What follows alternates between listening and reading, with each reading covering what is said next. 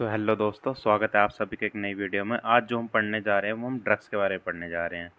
इस सीरीज़ में हम कंप्लीट करेंगे इस वीडियो में एम्फेटामाइन के बारे में, बेंजोडाइज़ेपाइन के बारे में, कैनबिस के बारे में और मिथाक्वेलोन के बारे में। तो स्टार्ट करते हैं एम्फेटामाइन से।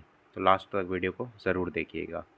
एम्फेटामाइंस का पहले इंट्रोडक्शन देखते हैं। Amphetamine is a CNS stimulant.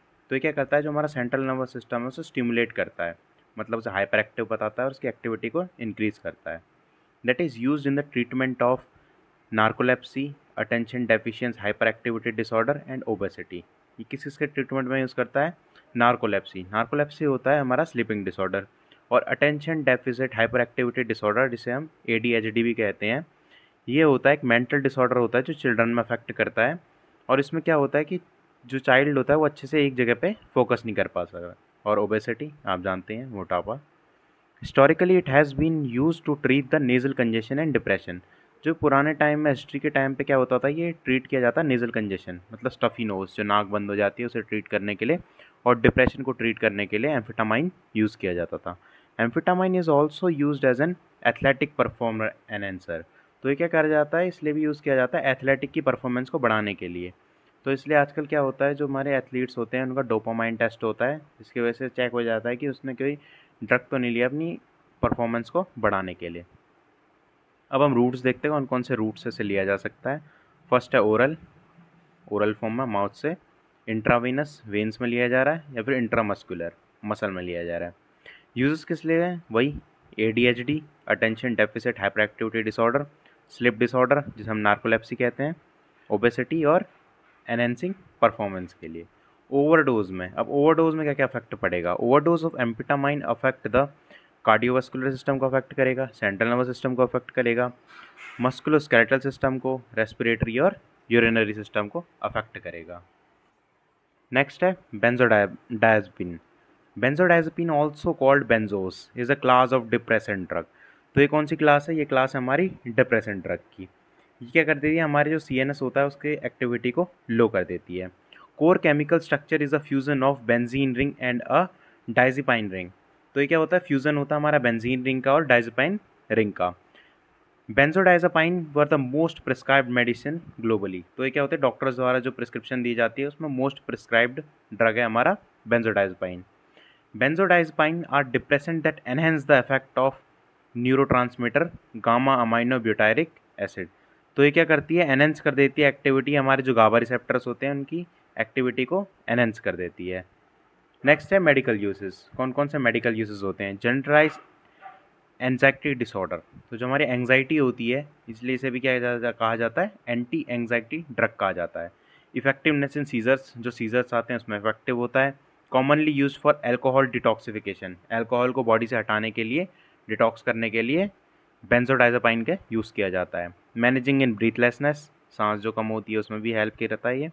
Strong muscle relaxing properties, muscle को रिलैक्स करने में भी यूज़ करा जाता है। Sometimes use for obsessive compulsive disorder, जो हमारा OCD होता है, ओबेसिव कंपल्सिव डिसऑर्डर, उसको भी ट्रीट करने में हेल्प होता है। जो हमारा OCD होता है वो क्या होता है, कोई भी तुम्हें अनरीजनेबल थॉट आते हैं, कुछ डर लगता है और तुम रिपीट करते हो, कोई उसी चीज़ को दोबारा दोबारा रिपीट करते हो, वो होता है हमारा OCD।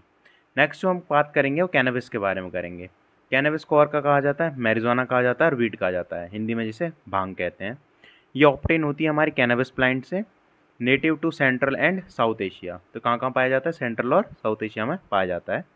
Cannabis can be used by smoking, वेपराइजिंग with in food और as an extract.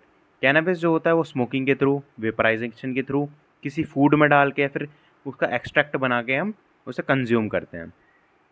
It has various mental and physical effects. बहुत सारे मेंटल और फिजिकल इफेक्ट होते हैं इससे, विच इंक्लूड यूफोरिया। यूफोरिया क्या होता है, आप एक ऐसे स्टेट में चले जाते हो जिसमें आप हैप्पी हैप्पी रहना शुरू कर देते हो बिल्कुल।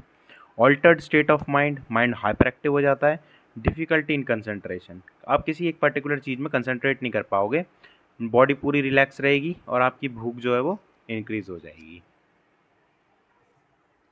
नेक्स्ट है मैरिजुआना मेटाबोलाइट का। Marijuana metabolite refer to a by product formed when the body break down tetrahydro कैनाबिनॉल।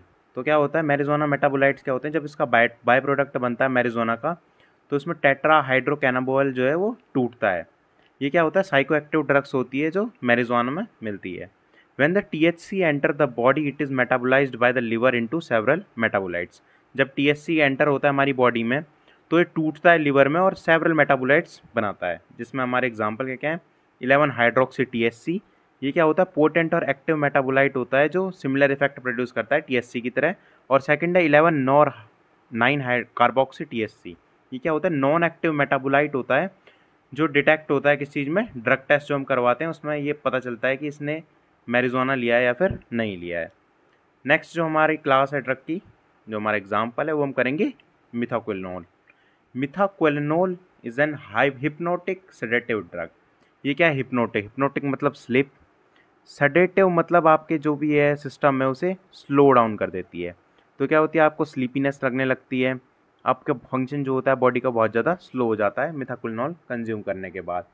Act as sedative, relieving anxiety and promoting sleep. ये कैसे काम करती है, ये सेडेटिव की तरह काम करती है, एंजाइटी को कम करती है और प्रमोट करती है स्लिप को। And overdose lead to nervous system shutdown, coma and death. अगर ओवरडोज में लिया जाए इसे तो ये आपके नर्वस सिस्टम को बिल्कुल तरह से बंद कर देगी, इंसान कोमा की स्टेज में भी जा सकता है, उसकी डेथ भी हो सकती है। नेक्स्ट क्या, additional effect of vomiting, kidney failure and coma, cardiac arrest and respiratory arrest. Additional क्या क्या देख सकता है, वोमिटिंग हो सकती है, किडनी फेल हो सकती है, कोमा हो सकता है, कार्डिक अरेस्ट हो सकता है या फिर रेस्पिरेटरी अटैक हो सकता है, इनमें से कुछ भी हो सकता है। तो इसलिए ड्रग्स को कंज्यूम कभी भी नहीं करना चाहिए। सो थैंक यू दोस्तों, यह है पार्ट 1 वीडियो का, जल्दी मिलते हैं पार्ट 2 के साथ। Thank you.